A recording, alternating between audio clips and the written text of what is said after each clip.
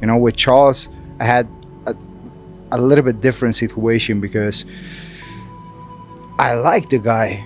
I wanted to hate him during the fight week, but it was like you see him with his family. He's surrounded with his team, friends, family members. It's like you can't hate a guy. So I didn't like that experience. I don't know if I want to have it again. I prefer to fight with guys that I really want to fight them. So with Paddy, it will be much better. Charles is awesome, man. Again, like you even heard Topuria after the fight. He's like, I never want to fight another guy like Charles Oliveira. He's like, I love that guy. He's like, I have so much respect for him. He said it was really hard on fight week to go against someone like Charles Oliveira. And, you know, I think also he's very appreciative of the fact that, you know, as fighters, we're able to rob everything from that person in a way, right? It's like when you beat someone like Charles Oliveira, people take notice. And he understood very well that if he beat someone like Charles Oliveira, that was only going to make him that much more of a star. He's appreciative of the opportunity.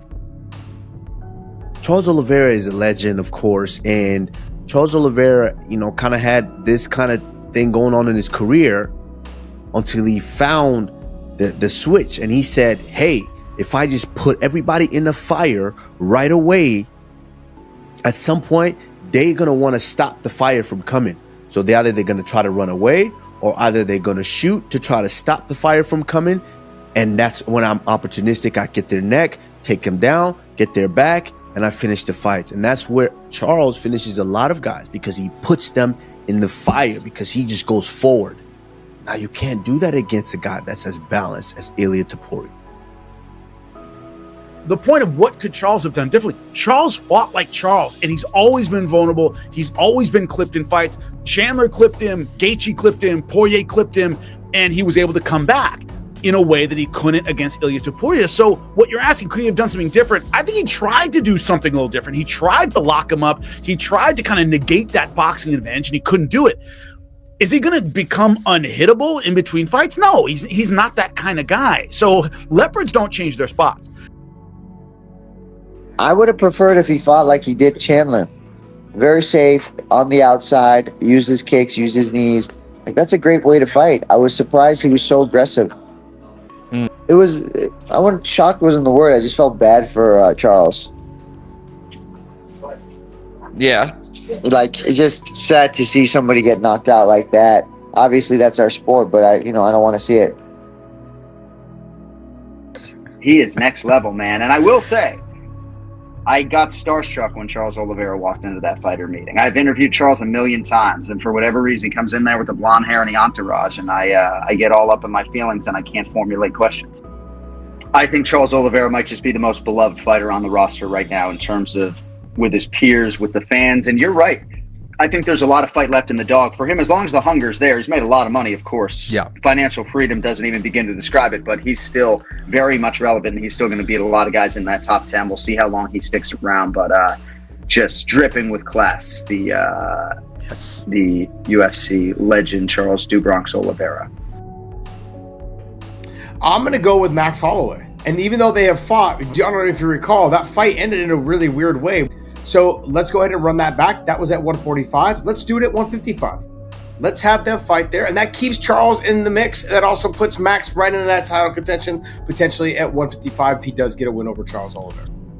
If he ends up beating Dustin Poirier, I think you still give him Charles, because Charles is ranked ahead of him. So yep. Dustin is all the way down at number 5. Max is at number 4 because he beat Justin Gaethje the way that he did. Also, too, why would we not want to see a potential rematch between Max and Ilia at 155 versus 145? Because my complaint was always that Max Holloway should not have put the weight on properly to go to 55 and then cut the weight down to go back down and fight at 45. And so that being said, I think if I was UFC, I can see the writing on the wall. You beat Armand or you beat Paddy, and then we have you fight Armand, and then we have you fight Max if Max can get the wins. And sure. it just makes sense. You know, it makes sense. You have those guys in there that are great fights and that have a lot of name value in this sport. I mean, and I'm telling you, Charles Oliveira, to me, Charles Oliveira is a bigger star than John Jones. So I'm glad we clarified that. Okay, next according thing. To the noise in the room, he certainly was. I know that if you are a Charles Oliveira fan, this has to be disappointing, and for that I am sorry, because Charles Oliveira is a credit to the fight game and one of the best fighters that I've covered, and his career has been remarkable. So this has to be a tough moment. But I am asking you to think logically right now. I am asking you to think rationally right now. If you are asking me, what was it like when at light heavyweight, John Jones was on the come up and beating everyone? It was like that. I know that right now, if you're an Oliveira fan, this is a bitter pill to swallow. But you have to know, and you have to recognize, and you have to be aware that for the bitterness that you might be feeling about that, the consolation prize is, congratulations, you get to be witness to one of the most special rises I've ever seen. I'm in Washington. I took the same flight to Seattle that Demetrius Johnson took. And I caught up with him at the airport, and we're talking about the fight. And he's like, I don't know what Charles was thinking. He should have stayed on the outside, do some footwork, do some high kicks, just stayed on the outside using footwork. And he didn't do that. Yeah, I don't know if that was an error in the execution of what his game plan was. Maybe he had something else that I didn't see. But to walk him down, to take that many steps going forward that he took, was a complete and utter mistake. As a fan of Charles Oliveira for some time, as you guys know that I am, what the are you doing? And I knew this from Charles Oliveira. That's why I picked Ilia to win this easily and exactly the way that he won. I knew this was going to happen from Charles Oliveira, and I knew it, and it hurts more when you know it's going to happen, and it still does. He's reaching in the pocket for the clinch against Ilia, who's got nukes in his hands. Vicious knockout power. One of the best pocket boxers. No. The best pocket boxer in UFC history. And Oliveira is wading towards him, reaching for the clinch, hands nowhere near his chin. That's not what I seen in the Topuria Oliveira fight. I thought Charles, it was evident immediately what his game plan was. He definitely had a clear and rigid game plan, it seemed. He was executing it to the best of his ability, and he just got outfought. In a very short amount of time, he got out-wrestled, out-grappled, and outstruck in like 2 minutes. It's fascinating how quickly Topuria was able to do that, but it seemed like Charles' game plan was to stay long, use the front kick. Anytime Topuria started to punch in long combinations, it was to clinch and grab and get close and really jam him up. He wrestled a little bit, he almost had a pretty good, like a decent takedown, ended up pulling guard, stayed pretty safe on the bottom. He got cut in one of those exchanges early, but none of that damage was really happening on the ground. He was able to find his way to his feet. I thought he fought about as perfect as you can. People might not have noticed, Oliveira landed a beautiful elbow. A beautiful elbow within the first 20-ish seconds, 20, 30 seconds. Boom, Oliveira lands a huge right elbow, hits Topuria right on the chin, stuns Topuria just a touch. Topuria backs off, gets right back to it, doesn't take long to recover. But that was a beautiful, powerful elbow.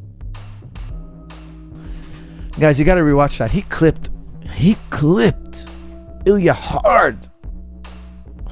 It could have changed the whole fight if he landed just one more. Could have changed the whole tempo of the fight. DC, the commentator, Daniel Cormier reacted. He's like, oh, and he was right to react. That was a big strike. What does Oliveira do next? He shoots a double leg. A good attempt. A very good attempt. That double leg turns into double underhooks. He's kind of looking. When I was watching it, I was like, man, he might get a takedown on Topuria. Something I said that wouldn't happen. There are certain fighters where they finish a fight, and we talk about it post-fight, whatever, the following day, and we go, I don't know what this guy's plan was.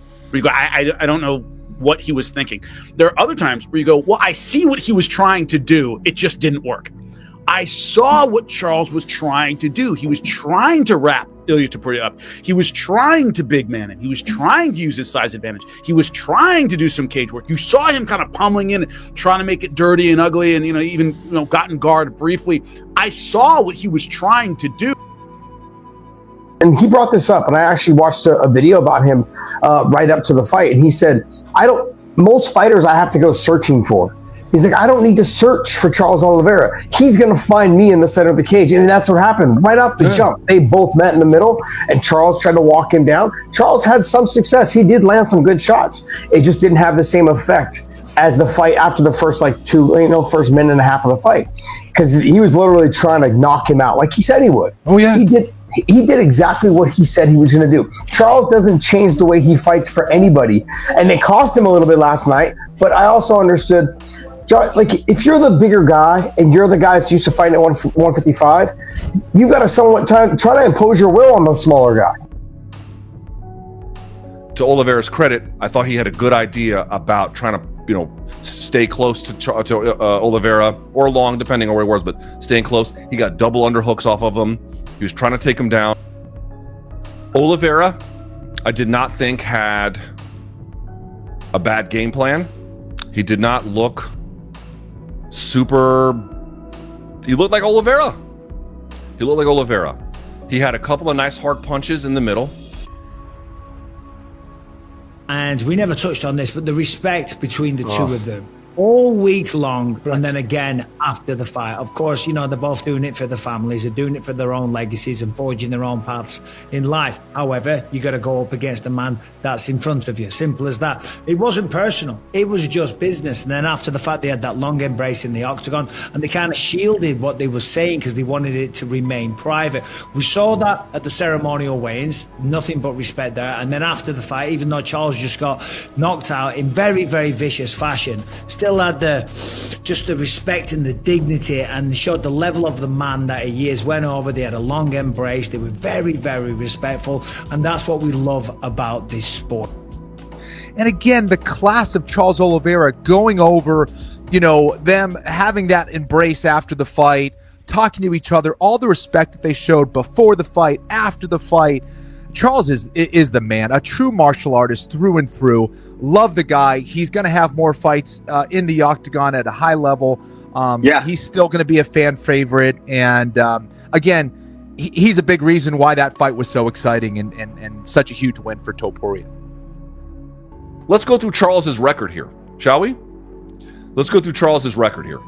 This guy faced down basically the very best, and we didn't even get to his featherweight campaign, but has faced down the hardest, toughest, most battle-tested generation of lightweights I've ever seen. Justin Gaethje, a known punisher. As I mentioned, Dustin Poirier, a known punisher.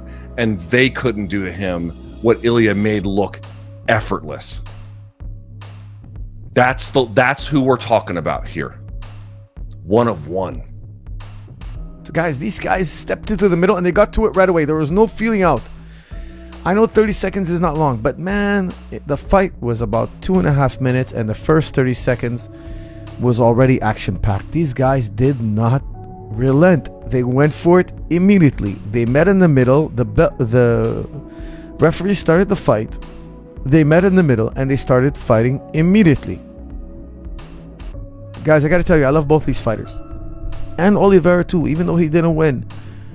Guys, the fight was less than 2.5 minutes, and it was thrilling. Just a quick word on Charles. I kind of love the fact that Charles just did Charles. He didn't change his game plan or anything like that. I know he's fallen short. I know he's been beaten in emphatic style. But Charles Oliveira, he just makes people feel a certain way, man. Ilia, after the fight, we saw on the cameras Charles and you shared some words in the cage. If it's a private conversation, I understand, but what, if you're able to share, what was... Share like very respectful words with each other. All the respect in the world for Charles. He's a legend. He's a legend, and I have all the admiration in the world for him. He's, as I said, an amazing human being, a role model for all of us.